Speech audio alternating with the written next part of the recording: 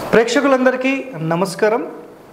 గత ఎపిసోడ్లో ప్రధాన ద్వారానికి ప్రధాన గేట్కి సంబంధించిన వేదల గురించి మనం తెలుసుకున్నాం. అంటే డోర్ ఆపోజిట్ కానీ లేదంటే గేట్ ఆపోజిట్ కానీ ఏదన్నా పిల్లర్ ఉన్నా లేదంటే స్తంభం ఉన్నా లేదంటే మూలపడిన గేటు మూలపడిన ఇలాంటి వాటి గురించి డిస్కస్ చేసేసాం. సో ఇప్పుడు మనం ఇంకా డెప్త్లోకి వెళ్తే ఈరోజు ఈ ఎపిసోడ్లో ఏంటంటే 4 వీధులు కలిసే చోట నెక్స్ట్ ఇంటి నిర్మాణానికి సంబంధించిన రూల్స్. 4 వీధులు కలిసే చోట ఇల్లు కడితే ఎలాంటి లాభ నష్టాలు ఉంటాయి.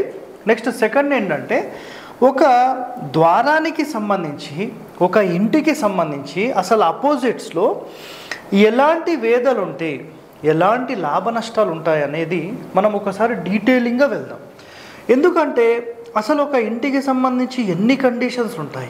ఒక ఇంటికి సంబంధించిన అపోజిట్స్లో ఒకవేళ గుడి ఉంటే ఎలా, ధ్వజస్తంభం ఉంటే ఎలా, వీధులు ఉంటే ఎలా, ఎదురు వాళ్ళ ఇంటికి సంబంధించిన డోర్ ఉంటే ఎలా. సో ఇలా ఎన్నో ప్రశ్నలు చాలామందిని వేధిస్తాయి. ఇలాంటి ఒక స్పెషల్ ఎపిసోడ్ అనేది ఈరోజు వరకు కూడా ఏ ఛానల్లో కూడా చేయలేదు. సో వీటికి సంబంధించిన డీటెయిలింగ్ టోటల్ ఎపిసోడ్స్ ఒక 4 నుంచి 5 వరకు వస్తాయి. సో మీరు ప్రతి ఎపిసోడ్ అనేది చూడండి. ప్రధాన ద్వారానికి సంబంధించి కనీసం అంటే కూడా ఒక 200-300 కండిషన్స్ ఉంటాయండి. నిజంగా సార్ మీరు అసలు ఇన్ని గణం ఎక్కడ తీసుకున్నారు అంటే మీరు సింపుల్గా చెప్తానండి. గాయత్రి వాస్తులో ఇవన్నీ చాలా కండిషన్స్ ఉన్నాయి. ఇంకా కొన్ని కండిషన్స్ మనకు ఎక్కడ దొరుకుతాయంటే సమరాంగణ సూత్రధారంలో దొరుకుతాయి. సమరాంగణ సూత్రధారాన్ని దానిలోని కాన్సెప్ట్స్ని ఇవన్నీ తీసుకొని ఎన్నో తెలుగు పుస్తకాల్లో మన తెలుగు వాళ్ళు మనకు అందించారు. సో అంత గొప్ప వాళ్ళు మన తెలుగు. సో ఇప్పుడు ఇక్కడ కాన్సెప్ట్ చూడండి. కొన్ని మీకు సింపుల్గా ఇందులో కొన్ని కండిషన్స్ చెప్తాను. ఇంకొక ఎపిసోడ్లో ఇంకా డీటెయిలింగ్గా వెళ్తాం. ఓకే. సో ఇక్కడ కండిషన్స్ 4 వీధులు కలిసే చోట ఇంటి నిర్మాణము అన్నారు. సో ఇక్కడ ఒకటే గమనించండి. ఇదొక రోడ్, ఇదొక రోడ్, ఇదొక రోడ్, ఇదొక రోడ్. సో ఇవి 4 వీధులు కలిసే చోట అంటాం మనం. ఓకే. సో ఇలాంటి దగ్గర మీరు ఇంటి నిర్మాణం చేస్తే ఒక సాధారణ ఇంటికి, ఒక సాధారణ మానవ గృహానికి ఇది పనికి రాదు అనేది శాస్త్రం చెప్పబడింది.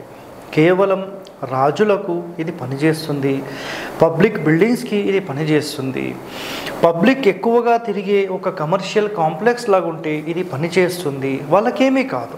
ప్లస్ ఎలాంటి బిజినెస్ సెంటర్స్కైనా ఇది పనిచేస్తుంది. కానీ ఒక సాధారణ మానవ గృహానికి ఇలాంటి రోడ్ ఉంటే చాలా డేంజర్. అది కూడా ఏదో ఒక చిన్న గల్లీలో ఉందండి అంటే ప్రాబ్లం లేదు. కానీ పెద్ద పెద్ద రోడ్స్ ఉండే దగ్గర ఎప్పుడూ హైవే రోడ్స్, నేషనల్ లేదంటే పెద్ద పెద్ద వీధులు ఉండే చోట, టౌన్ సిటీస్ లాంటి ప్రాంతాల్లోనేమో ఈ వీటికి సంబంధించిన దోషం అనేది చాలా తీవ్రంగా ఈ ఇంటిలో ఉన్న వాళ్ళకు కలుగుతుంది. సార్ దీన్ని సింపుల్గా పరిష్కారం చెప్పండి. ఒకటంటే నేను ఇక్కడికి కట్ చేసి దీన్ని షాప్స్ చేసేసి ఇక్కడ నుంచి ఇల్లు కట్టుకుంటే సింపుల్ అయిపోయింది. చాలా సింపుల్ రెమెడీ. ఎవరికైనా ఛాన్స్ ఉంటే అలా చేయండి.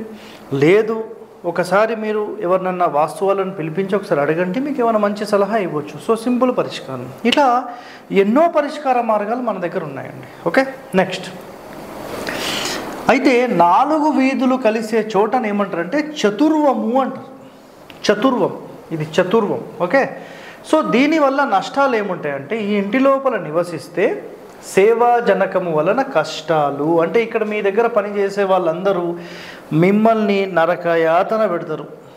సో ఇది క్లియర్ కట్. నెక్స్ట్ ప్రవాసాలు కలిగించును. అంటే ఇంట్లో ఉండే వాళ్ళు ఇక్కడ ఉండరు, ఎప్పుడు తిరగడమే. అంటే ఇక్కడ వీళ్ళు కావాలని తిరగడము అనేది కాదు. ఇక్కడ ఆటోమేటిక్గా ఈ యొక్క దోషం అనేది అక్కడ నివసించనివ్వకుండా చేసేస్తుంది, లేదంటే ఇంకో చోటికి మూవ్ అయ్యేలా చేస్తుంది. మీ అదృష్టం బాగుంటే మూవ్ అయిపోతారు, అదృష్టం అనేది తిరుగుతూనే ఉంటారు. అక్కడికి ఏదో పని, ఇక్కడికి ఏదో పని, ఎప్పుడు ఏదో పంచాయతీ ఇట్లా అన్నమాట. నెక్స్ట్ ఒకవేళ మన ప్రధాన ద్వారానికి గేట్కి ధ్వజస్తంభం అడ్డుగా ఉంటే, ఓకే. నెక్స్ట్ ఈ వేద వలన ద్రవ్య నాశనము, బంధనము, ఐశ్వర్య హాని కలుగుతుంది.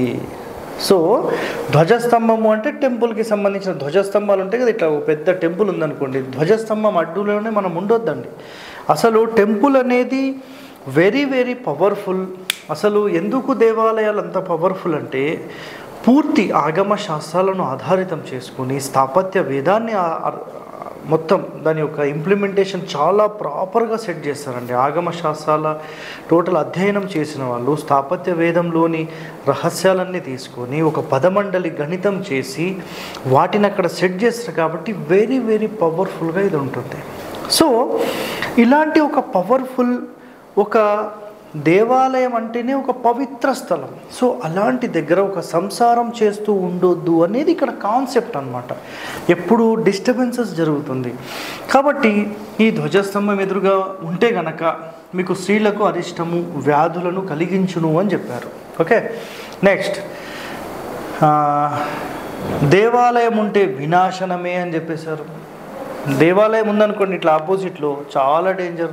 సో సరే ఎట్లుండొచ్చు అంటే ఒకవేళ ఇక్కడ దేవాలయం ఉంది, ఈ ఫేసింగ్ ఉంది, ఎగ్జాంపుల్ ఏదో ఫేసింగ్, ఇక్కడ పక్క మీ ఇల్లు ఉంది, పర్వాలేదు అంటున్నారు, ఇది కొంతవరకు బెనిఫిట్. కానీ మన డోర్ ఆపోజిట్లోనే మన ఇంటి ఆపోజిట్లోనే టెంపుల్ ఉండకూడదు. ఓకే, నెక్స్ట్ దీనికి సపరేట్ రోడ్ ఉంది సార్, మేము ఇట్లా వెనకాల ఈ టెంపుల్కి వెనకాల ఇంకో రోడ్ ఉంది, దాని వెనకాల ఉండొచ్చా అంటే ఇది సెకండ్ ఆప్షన్. కానీ దేవాలయానికి కనీసం ఒక 60 అడుగుల దూరం ఉంటే రాసుకోండి, ఇది 60 yards లేదా 60 feet మినిమం. ఇది మినిమం, ఇది మ్యాక్సిమం. ఇది ఉంటే ఇంకా టాప్, ఇది పర్వాలేదు అంటున్నాను. 60 feet లేదా 60 yards అంటే 180 అడుగుల దాకా వచ్చేస్తుంది ఇది. ఓకే, సో ఇది మినిమం, పర్వాలేదు, మీకు కుదిరితే ఇది ట్రై చేయండి.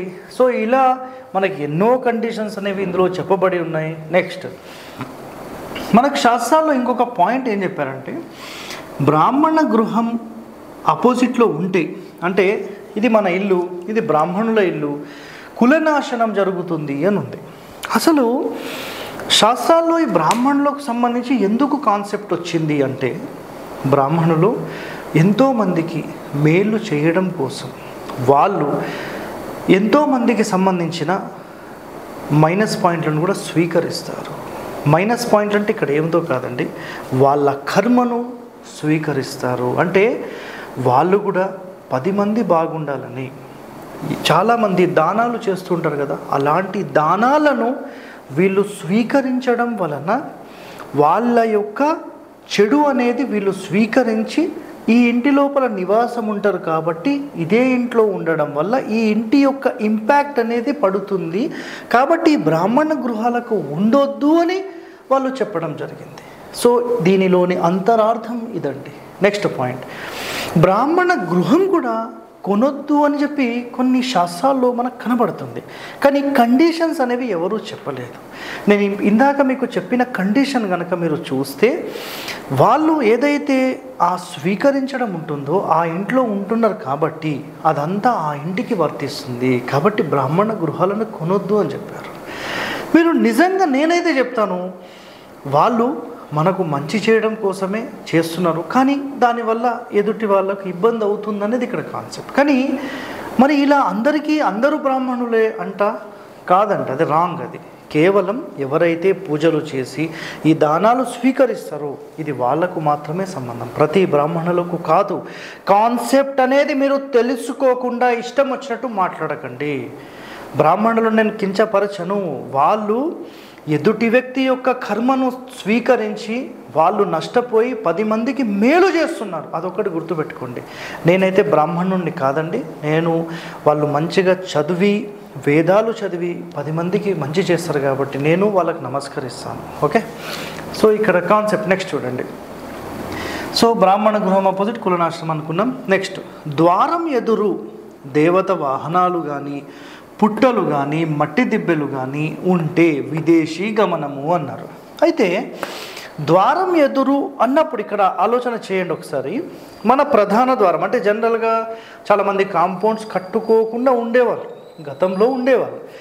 అయితే అలాంటి మెయిన్ డోర్ ఆపోజిట్స్లో దేవత వాహనాలు అంటే దేవతలు ఎక్కడన్నా వాహనాలు తిరుగుతారా అని డౌట్ రావచ్చు కదా. రథాలు ఉంటాయి కదండి, అలాంటి రథాలు కానీ లేదా పుట్టలు కానీ మట్టి దిబ్బెలు, పెద్ద పెద్ద మట్టి దిబ్బెలు ఉంటాయి కదా, మెయిన్ డోర్ ఆపోజిట్స్లో కొంచెం దూరంలో ఉంటాయి. సో ఇలాంటివి ఉంటే ఆ ఇంట్లో వాళ్ళు పై అంచులో నుంచి వెళ్తారు అంటే ఆటోమేటిక్గా ఇక్కడ విదేశీ గమనము అని ఎక్స్ప్లెనేషన్ చేయడం జరిగింది. సో దీనికి సంబంధించిన సింపుల్ కండిషన్. నెక్స్ట్, సింహద్వారం ఎదురు వృక్షం ఉంటే అంటే డోర్ ఆపోజిట్లో ఒక 10-15 ఫీట్ లోపల ఉంటే అది శిశువులకు హాని కలిగిస్తుంది అని శాస్త్రం చెప్పింది.